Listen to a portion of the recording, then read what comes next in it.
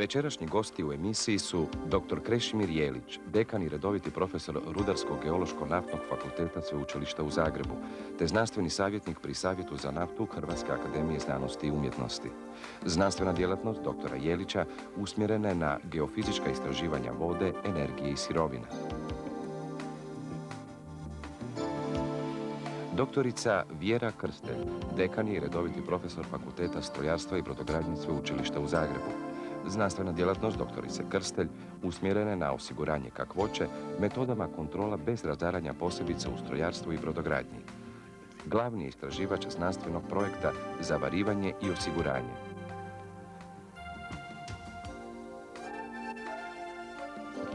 Dr. Darko Skansi, redoviti je profesor na Fakultetu kemijskog inženjerstva i tehnologije Sveučilišta u Zagrebu, te predstojnik Zavoda za mehaničko i toplinsko inženjerstvo i projektiranje. Područje znanstvenog rada doktora Skansija su pojave prijenosa tvari i energije i fizikalni separacijski procesi koji uključuju prijenos topline.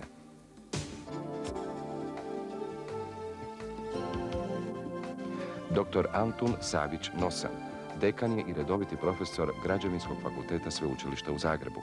Dr. Savić voditelj je utemeljitelj suvremenog geotehničkog laboratorija na fakultetu. Znanstvena djelatnost usmjerena je na proučavanje mehanike tla i temeljenje visokih brana te na računarsku mehaniku.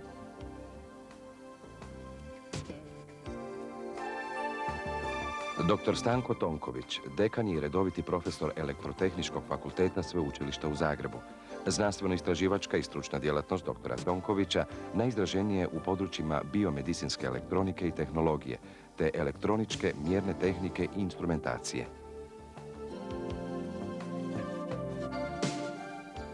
Dobro večer, štovani gledatelji. U studiju smo pozvali samo nekolicinu sveučilišnih profesora i dekana zagrebačkih tehničkih fakulteta koje ćemo zamoliti da govore o razvitku i dostignućima tehničkih područja u Hrvatskoj. Poticaj zato je svakako 75. obljetnica tehničkih fakulteta, zatim 40 godina tehničkog muzeja i konačno, naravno, 325. godina sveučilišne nastave u Hrvatskoj. Do danas su na tu temu održani brojni znanstveni skupovi i okrugli stolovi, a eto i jučer održana je i svečana akademija na kojoj je rektor Zagrebačkog sveučilišta, profesor Marijan Šunjić, dodijelio po prvi puta nagrade Fran Bošnjaković. A mi ćemo, primjereno mediju, pokušati na stručan, ali razumljiv i zanimljiv način predočiti nekoliko tehničkih ostvarenja koje su se nas svrstala, rekao bih, u tehničko-tehnološki razvijeni svijet. Nećete mi zamjeriti ako se ovom prigodom poslužim i Murphyjevim zakonima. No, vaša pitanja, štovani gledatelji, očekujemo na broj telefona 610 066. Očekujemo posebno pitanja naših studenata. Ima jedna teza po kojoj su glavni proizvođači bogatstva postali znanje i informacije. Naravno da se nam nameće pitanje kako tome podrediti ulogu tehničkih znanosti u nas. Eto, s tim pitanjem ja bih započeo i ovu emisiju i zamolio možda profesoricu Krstelj da nam ona da jednu kraću sliku samog Fakulteta strojarstva i brodogradnje i da pokuša odgovoriti na ovo pitanje. Dobro večer. Fakultet strojarstva i brodogradnje jedan je od većih fakulteta sveučilišta u Zagrebu sa preko 3000 studenata i interes studenata za ovaj fakultet je uvijek bio vrlo velik. Tu su dva studija, studij strojarstva, studij brodogradnje sa jednim nizom usmjerenja u okviru kojih studenti uvijek mogu naći svoje interese. A u posljednje vrijeme možda to je interesantno, a manje poznato da ovaj tradicionalno muški fakultet sve više upisuju i studentice i tako i u okviru strojarstva i u okviru brodogradnje primjećujemo da se javljaju i eto novi inženjeri koji će sada više ne koristeći tako snagu, jer upravo to je to što je pomoglo da se i studenti se upisuju na fakultet, upravo ta računalom podržana proizvodnja je i privukla taj broj studenata koji nadamo se da će biti sve veći i veći upravo i u tom dijelu. Da, dosta se uvijek mislilo da je to zapravo muški fakultet. Vrlo muški fakultet, međutim sada se malo slika mijenja, iako upravo ta računala tom mnogo doprinose i taj interes koji danas postoji kod mladih ljudi za moderne nove tehnologije. Da li je slična situacija sa rudarsko-geološko-naftnim, profesor Jeliću? Pa za razliku od strojarstva, naš je fakultet relativno mali fakultet, no smatramo ga važnim. Naime, naši inženjeri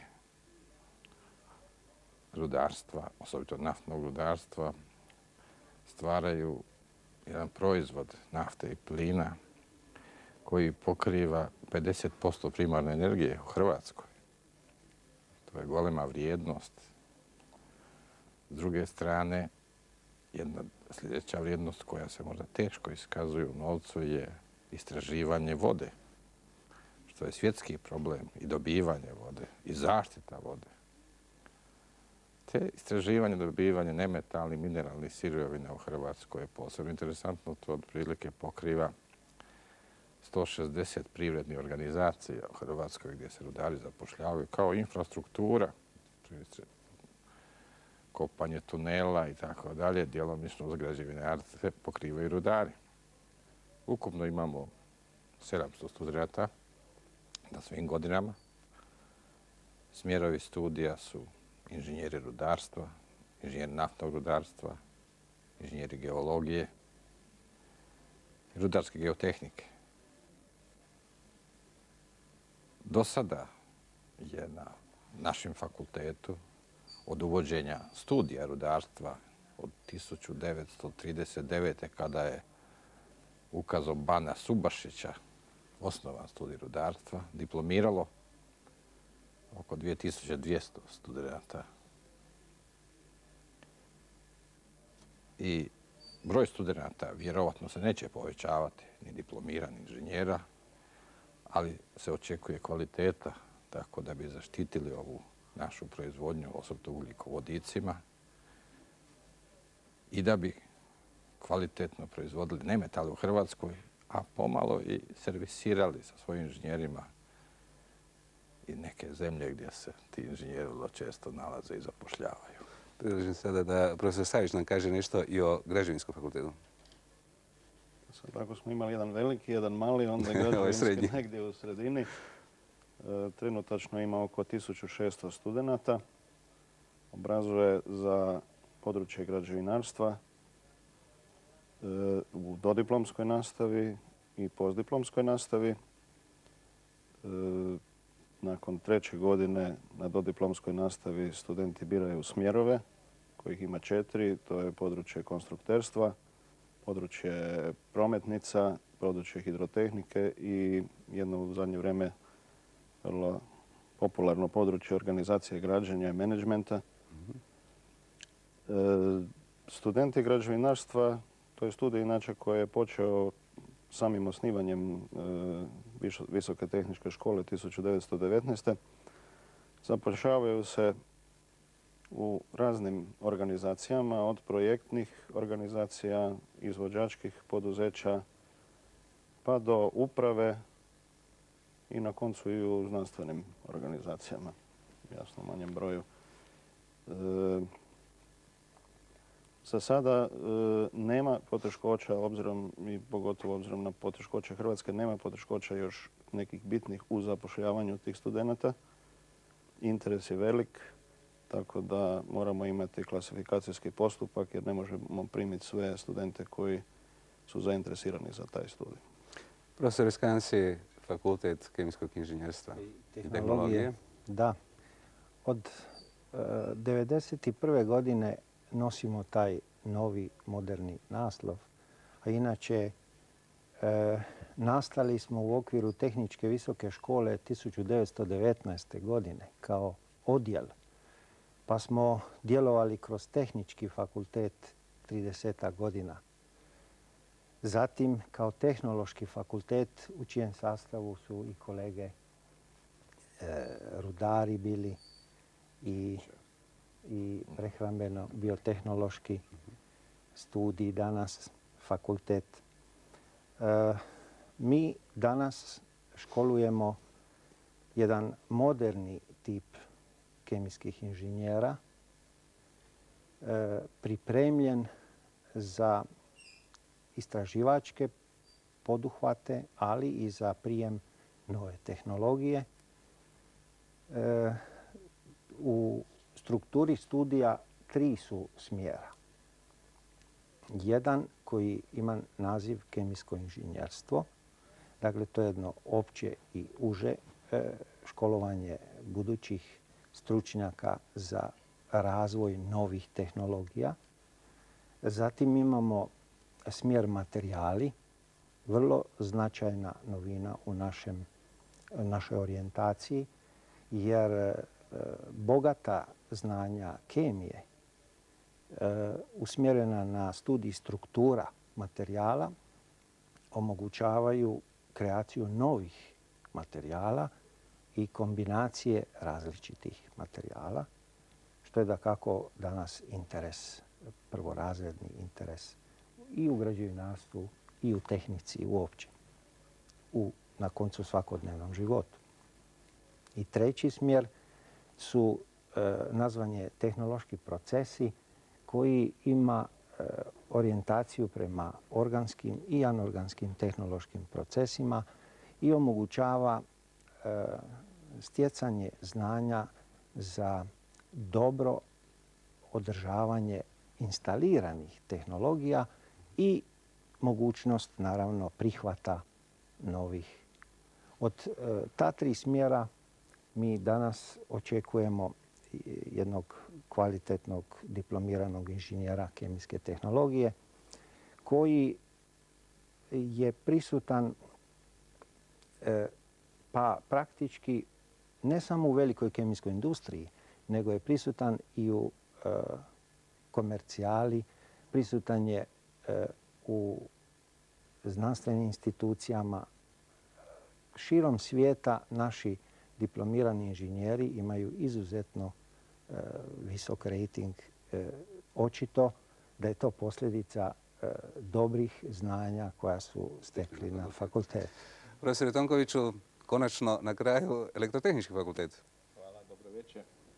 Pa evo, Elektrotehnički fakultet je slično strojarskom po veličini, negdje na 3200 studenata danas i preko 240 nastavnika, od toga preko polovice sa titulama doktora znanosti i magistra znanosti.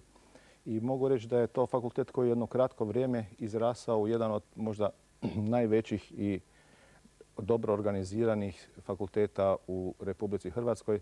Možda zahvaljujući tome jer se i nastavna, a i znanstveno-istraživačka aktivnost fakulteta odvija u području ono što mi obično nazivaju danas u kategorizacijama generičkih ili prodornih generičkih tehnologija, odnosno tehnologija koje mijenjaju svijet. Na kraju svi znamo da se današnje doba već naziva na neki način informatičko-informacijsko, kako želite nazvati, doba, što samo označava utjecaj, veliki utjecaj informatike, odnosno da kažemo točnije možda elektrotehnike, elektronike i računarstva u sva područja ljudskih djelatnosti.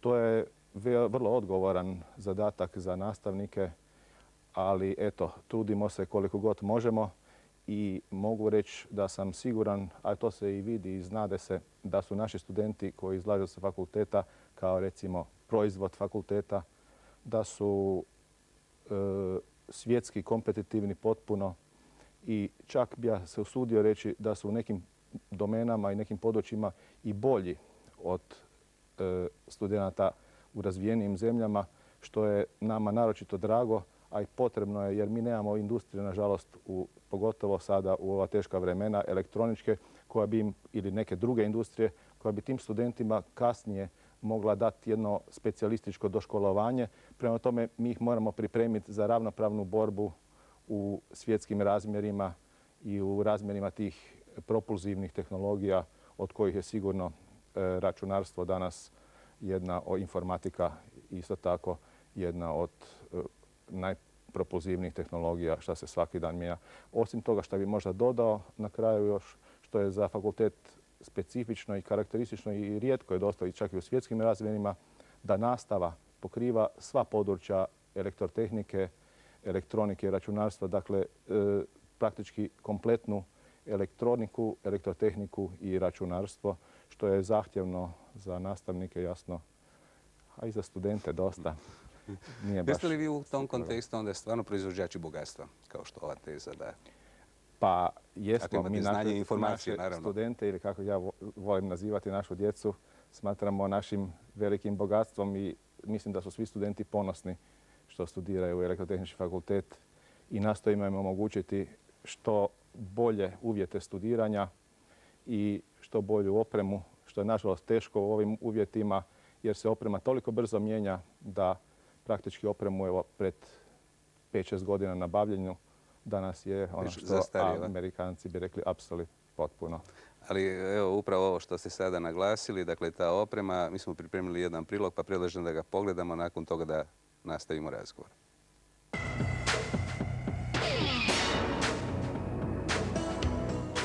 Elektrotehnički fakultet u Zagrebu bio je i ostaje stjegonoša u primjeni računala. Uvođenjem Unix računala razvijeni su mnogobrojni primijenjeni programi od kojih možemo izdvojiti primjerice informacijski sustav tehničkog održavanja, pisan u Informixu, uz pomoć kojeg se izdaju nalozi za popravke, te održavanje i premještaj uređaja. Višekorisnički programski sustav za planiranje proizvodnje, pisan u ZIM-u, obuhvaća industrijske procese, radnu snagu, prostor, sredstva rada i njihovo održavanje, zalihe, nabavu i potražnju. Na fakultetu je razvijeno hardversko rješenje za kontrolu pristupa osobnom računalu. PC Brava preuzima nadzor nad osobnim računalom u trenutku njegova aktiviranja i ne dopušta nikakav pristup dok se ne utipka autorizirano korisnikovo ime i šifre. Zanimljiv je i razvoj, odnosno primjena sustava za nadzor kojim se omogućuje kontrola pristupa, protuprovala, vatrodojava i videonadzor. Na fakultetu je razvijeni hrvatski interfakultetski računalski sustav Cronet, s kojim je Hrvatska ušla u svjetsku mrežu Internet. Eto, vidjeli smo kako ste opremljeni, no ima jedan domet koji ovdje nije spomenut, riječ je o naponskoj vagi. Profesor Tonkoviću, dajte nam malo pobliže, odnosno podsjetite nas zapravo o čemu je tu Naponska riječ. vaga je jedno svjetsko dostignuće iz područja mjeriteljstva. Na čelu tima je naš poznati uvaženi znanstvenik profesor Bego, koji taj projekt vodi već 20 godina skoro i radi na tome.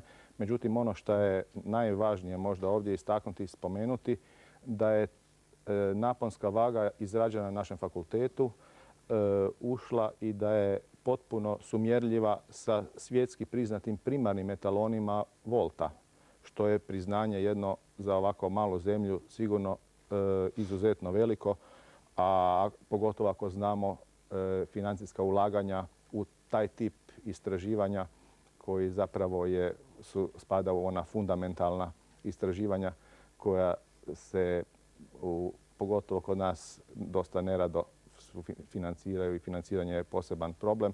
Međutim, evo, danas je ta vaga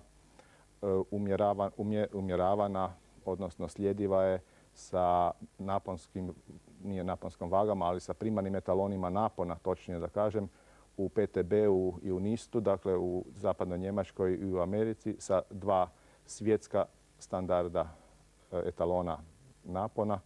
I to je sigurno dostignuće koje je u svijetu priznato među temeljnim istraživanjima iz područja elektrotehnike, jer na kraju definicija volta i ostvarenje etalona volta je jedan od zadataka ostvarivanja osnovnih etalona u ESI sustavu.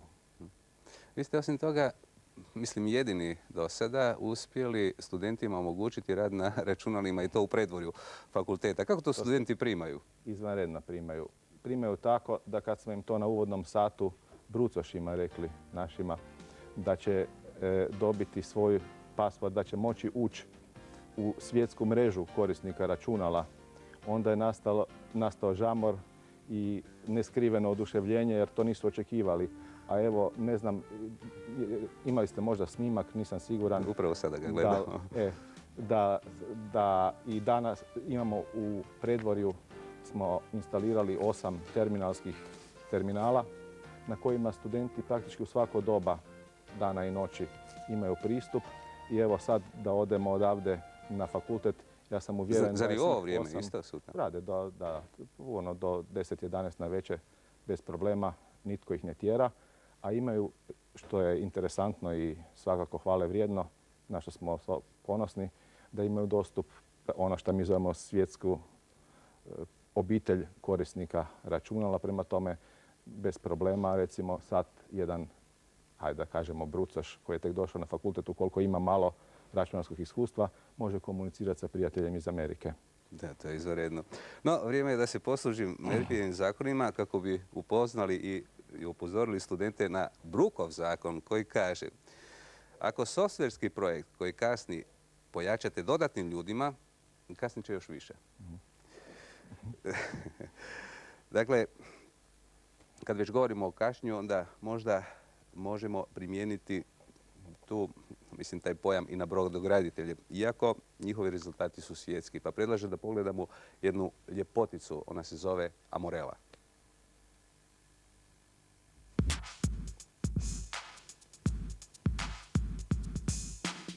Amorela je bio prvi veliki putnički brod izgrađen u nas. Visoke ocjene koje su za njega dobili naši stručnjaci u specijaliziranim svjetskim časopisima osigurale su projektiranje i građenje takvih brodova u našim brodogradilištima. Amorela zadivljuje veličinom. Duga je 169 metara, a široka nešto manje od 30 metara. Upravljanje brodom potpuno je automatizirano. Računala upravljaju radom glavnih i pomoćnih vijaka i kormila. Brodom može upravljati samo jedna osoba i obavljati najsloženije manevre.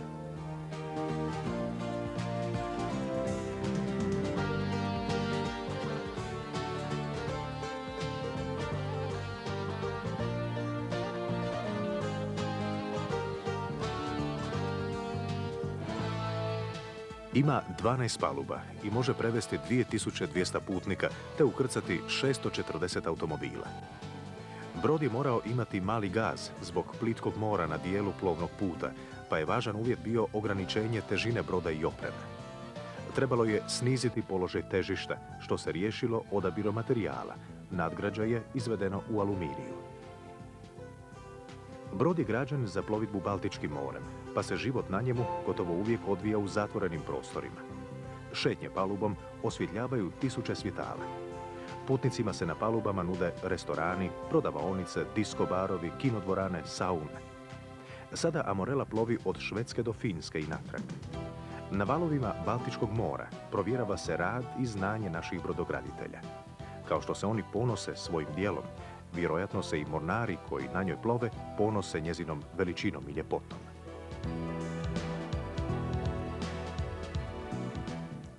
Eto, Amorelom upravlja samo jedan čovjek, a možda će ga uskoro zamijeniti robot. Profesorice Krstelj, kažete nam kako doseći tu višu razinu robotike i automatizacije u nas? Pa u svakom slučaju, prije nego kažemo o robotici, možda samo ipak treba reći da nije bila samo Amorela, bila je još Izabela. A i 1992. godine bio je predan brod u ovim teškim uvjetima. Brodogradilište Split je izradilo isto tako jedan raskošan brod za prevoz putnika i vozila. Međutim, upravo u zadnje vrijeme smo stalno slušamo tu diskusiju brodogradnja da, brodogradnja ne, problem naših brodogradilišta, pomorska orijentacija. Međutim, sigurno da u brodogradnji treba bitno mijenjati i upravo ta mogućnost da se robotikom i upravljanjem, zamjenom ljudskog rada, onog najlošijeg dijela fizičkog rada, da ga tako nazovemo, sa visokim tehnologijama, sa robotima. Može se mnogo pomoći i brodogradnji i postoje i projekti, postojala su i razmišljanja i rješenja, samo nekako nikad nije bilo uvjeta da se do toga dođe.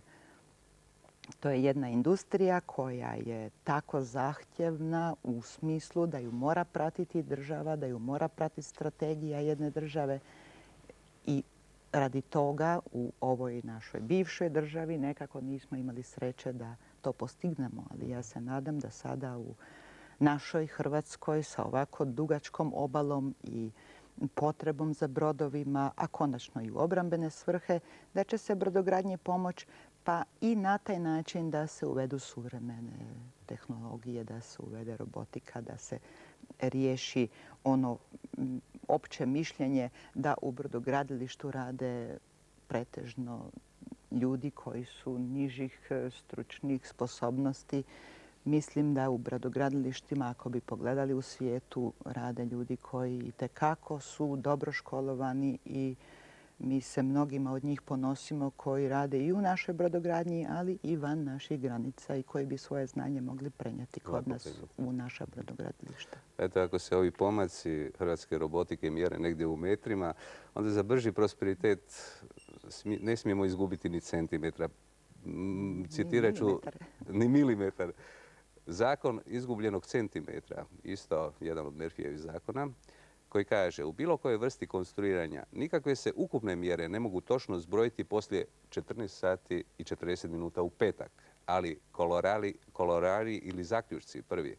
Ako se pod istim uvjetima bilo kakve detaljnije mjere dane na milimetar, uopće ih se ne može zbrojiti. I drugi, točan iznos postaće očit u ponedjeljak u 7 sati i 1 minutu. Glede toga zakonika odstupa naravno kemijsko inženjerstvo. Uzmimo primjer Plive.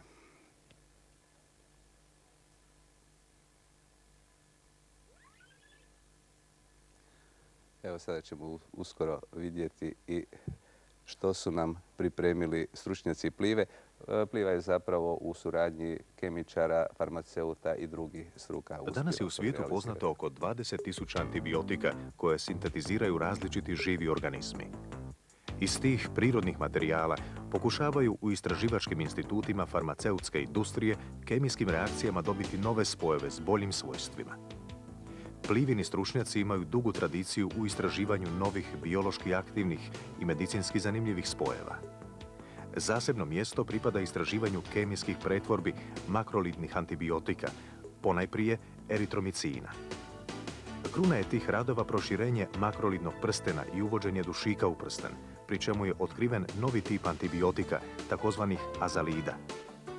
Godine 1981. prijavljen je novi antibiotik azitromicin. Usporedo s kemijskim istraživanjima, u biokemijskim laboratorijima obavljaju se pokusi za dobivanje eritromicina, osnovne sirovine za azitromicin. Klinička ispitivanja u zemlji i svijetu dokazala su njegova iznimna svojstva glede djelovanja na gram pozitivne i gram negativne bakterije, anaerobe i intracelularne mikroorganizme. Farmakokinetička svojstva i djelovanje izdvajaju novu tvar iz dosad poznatih skupina makrolidnih antibiotika. Početkom 80-ih azitromicin je patentiran u 15 zemalja. Plivin proizvod, u nas poznat pod imenom Sumamed, pobudio je zanimanje multinacionalnih kompanija. Sredinom 86. godine potpisan je ugovor s tvrtkom Pfizer o prodaji licencije te o ustupanju prava prodaje na zapadnim tržištima. Eto, kemičari su se potrudili da izađu na svjetsko tržište, naravno vlastitom pameti i proizvodom. Profesore Skansi, kakve su mogućnosti razvoja, prihvata i primjene novih tehnologija u uvjetima rastućih razlika između razvijenih zemalja u razvoju? Pa po našem mišljenju naš studij daje nove mogućnosti u kojima se ne samo kemijska pretvorba temeljito izučava i time stvaraju osnove za prihvat kemijskih tehnologija, nego što je vrlo važno naglasiti reakcijsko inženjerstvo, to znači prijenos laboratorijskih dostignuća u industrijsko mjerilo, industrijsku praksu, sa nizom separacijskih procesa koji prethode i slijede nakon kemijskih reakcija koje se odvijaju u takozvanim kemijskim reaktorima. Ti separacijski procesi su toliko značajni da nam pružaju mogućnost uštede energije, što je sigurno najznačajniji dio u ovom energetski nepovoljnom vremenu. Danas mi u Hrvatskoj recimo imamo problema sa raspoloživom energijom i moramo nastojati da naši kemijski procesi, kemijsko-tehnološki procesi imaju što nižu specifičnu potrošnju energije. Što je sa uvoznom tehnologijom? Da li ona nam garantira tu korisnost? Vidite, upravo Na primjer Dine, sad ćemo vidjeti. Da, važno je naglasiti da ova programska orijentacija studija posebice usmjerava pažnju na prijem tih novih tehnologija sa aspekta ovih problema koje sam napomenuo, a jedan od njih kao glavni je sigurno pitanje utroška energije, dakle specifičnog utroška energije koji je direktno uključen u cijenu proizvoda i prema tome možemo ili ne možemo biti konkurentni. Ja? Znači naši mladi ljudi, odnosno ljudi koji završe ove studije, mogli bi pripomoći u tome da se te stare tehnologije zapravo racionaliziraju? Mislim da još uvijek tu postoje rezerve i oboružani ovakvim znanjima i određenim možda promjenama u statusnom položaju naših inženjera u hijerarhiji odlučivanja, što danas osjećamo da je već jedan realni proces, pozitivan proces, mislim da ćemo to uspjeti. Izvrsno. Pa eto, nove tehnologije, posebice kemijska, podležne su strogoj zakonskoj regulativi. Ali, eto, i tu može doći do nezgode, pa prema Harvardovom zakonu, pod najrigoroznije kontroliranim uvjetima tlaka, temperature, volumena, vlažnosti i ostalih varijabli, čovjek će se ponašati onako kako mu se svidi.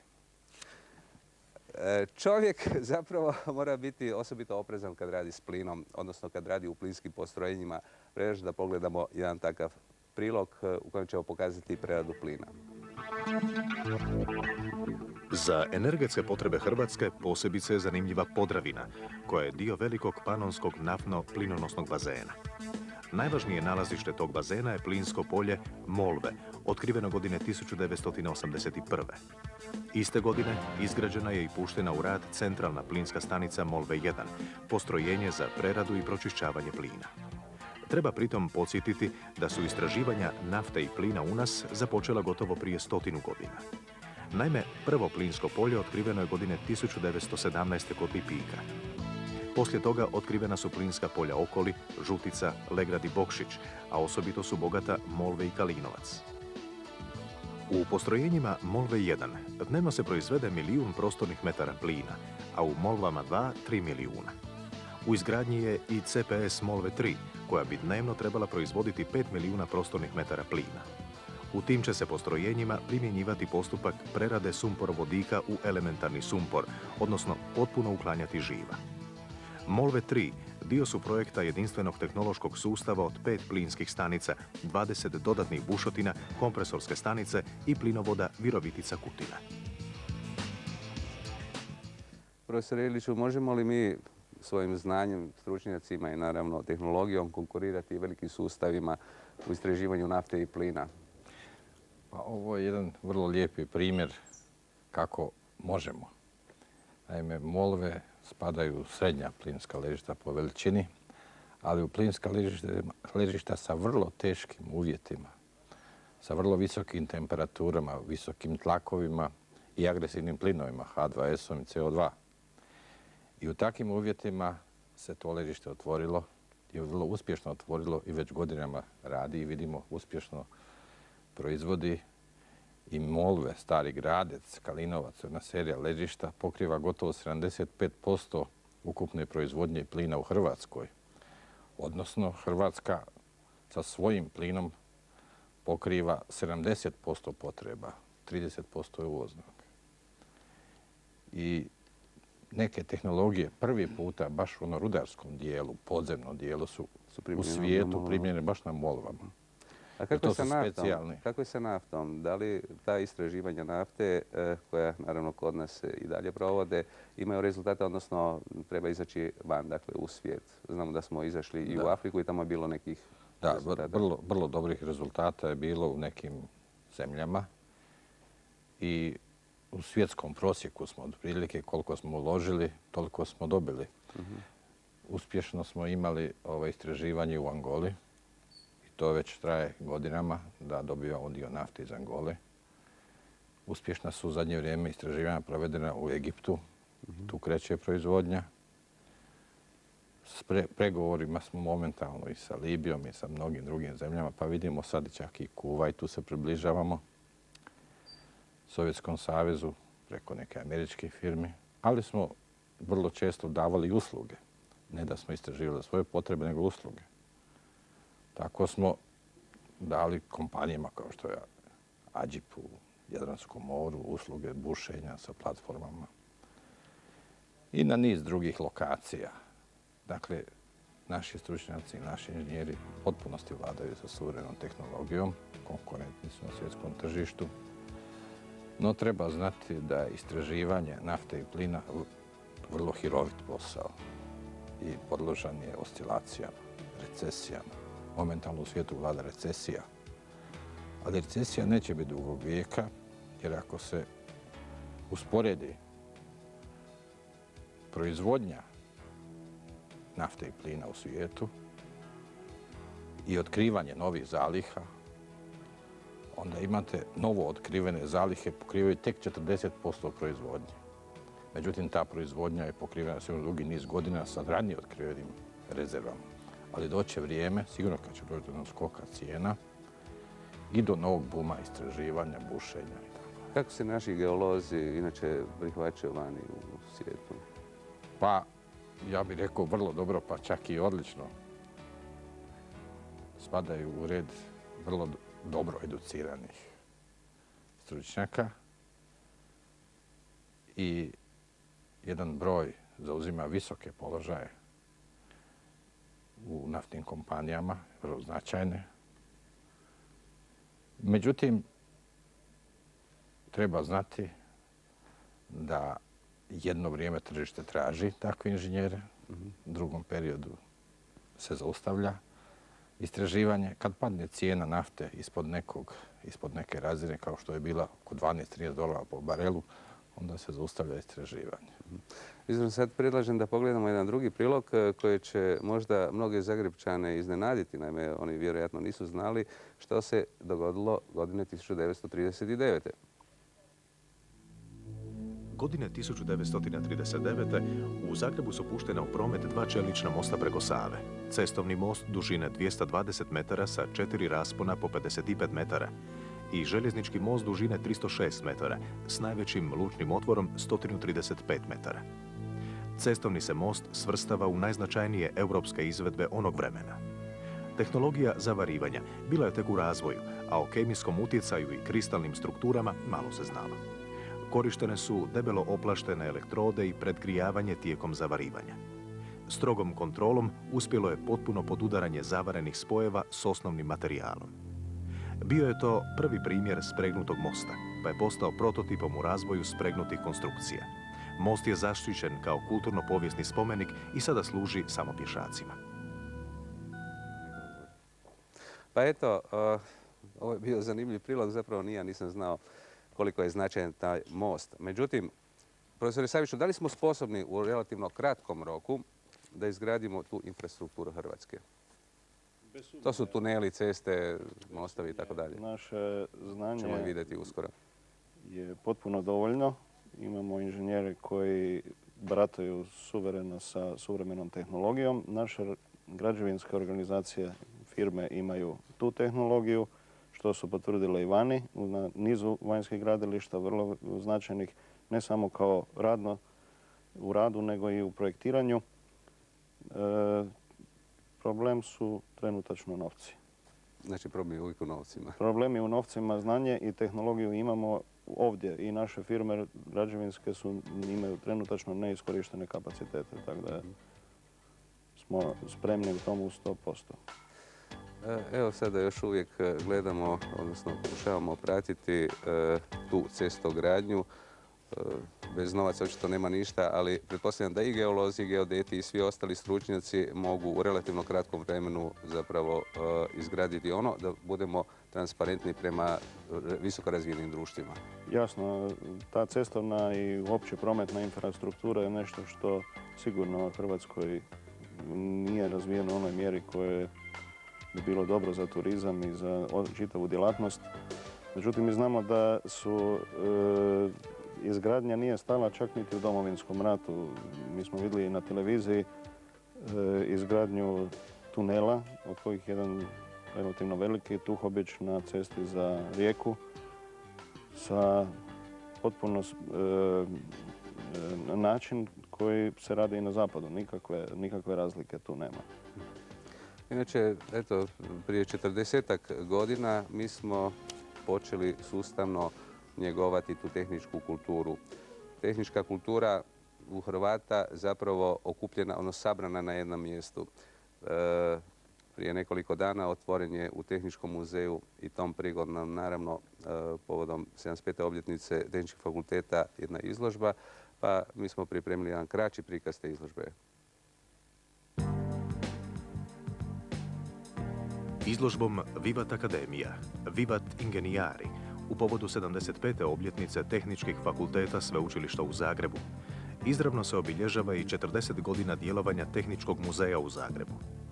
Na toj izložbi prikazan je isječak dosega i mogućnosti fakultetski obrazovanih stručnjaka tehničkih struka, te njihov doprinos hrvatskoj znanosti, gospodarstvu, razvoju kulture i znanstvene misli. Među njima ima i mnogo velikana koji su svojim znanjem i izumima zadužili svijet. Prvi dio izložbe prikazuje nastajanje pojedinih tehničkih fakulteta u proteklom razdoblju, njihove utemeljitelje i donatore i prve nastavne planove. U drugom dijelu prikazan je utjecaj fakulteta na razvoj struke. Predočena su dostignuća hrvatske znanosti i gospodarstva s kojima smo prodrli u svijet. Preostali dio izložbe posvećen je ekološki čistoj tehnologiji i utjecaju tehničkih struka na zaštitu okoliša. Time je Tehnički muzej najprimjerenije ispunio svoj bogati izložbeni prostor. Eto i ovom prigodom upućujemo čestitke djelatnicima Tehničkog muzeja kao i svim, naravno, djelatnicima tehničkih fakulteta u Hrvatskoj. Pokušamo odgovoriti kratko na par pitanja. Gledatelj ima idejni projekt hidrauličkog motora i zanima ga gdje bi ga mogao ostvariti. Hidraulika? Pa, idejne projekte može naravno obratiti se na fakultet, međutim već postoje i patentni organizacije koje prihvaćaju takve projekte i daju neke preporuke, recenzije. Pitanje je za profesora Jelića. Osim agresivnih plinova, kako stoje stvari s izotopom, živom i teškim metalima? Izotopom, živom. Žive ima u plinu, ona se izdvaja, vidjeli smo da se izdvaja vrlo uspješno. Ali u Molve priče se apsolutno izdvaja. Apsolutno će se izdvajati, sada nije problem, izdvaja se i sada. Na svim našim sveučilištima niti jedan tehnički fakultet nema studij struke plus biznis, na primjer kompjuterske znanosti plus biznis. Jer ako je danas informacija toliko značajna, treba je znati i prodati. Možda kažem da kod nas upravo za inženjere postoji dodatni specijalistički studij i sad je evo upravo jedna generacija završila i idući mjesec će primiti diplome. Starta druga i natječaj je čak bio i objavljen, ja mislim, u poslovnom svijetu večernjeg lista zadnjeg ili predzadnjeg broja. I na fakultet ako dođe, naće sve informacije i ja mislim vrlo kvalitetan studij sa vanjskim predavačima. Još jedno pitanje gledatelja iz Dubrovnika. Profesore s Rudarskog fakulteta, za vas, koliko se znanstvenici bavi ispitivanjem vode kao gorivom? Vode kao gorivom? Da. To bi više bilo za kemičare. Ali direktno gorivo sigurno ne može biti. Izvolite vi, kolega Skanzivić, bliže samo tome. ukratko. Da li ima uopće takvih istraživanja ili nema kod nas? Ima. Ko se s Samo tim je problem, bavi? pa na institutu i kod nas. Da, I kod nas na fakultetu. Ali je problem skladištenje vodika. Ne? To je osnovni problem koji koči zapravo tu tehnologiju. I na kraju red je da se malo našalimo i na naš televizijski način. Ja ću pročitati na kraju i Kitmanov zakon koji kaže, malo nezgodno, najgore smeće nastoji iz TV ekrana istisnuti obično smeće. Dakle, šale i na naš račun. Štovani gledatelji, zahvaljujem vam na vašem zanimanju. Eto, pokušali smo odgovoriti na neka vaša pitanja. Zahvaljujem i našim gostima ovdje u studiju. A gost, odnosno domaćin sljedeće emisije Znanost i mi je kolegica Marija Sirišćević-Vuković. Doviđenja za mjesec dana.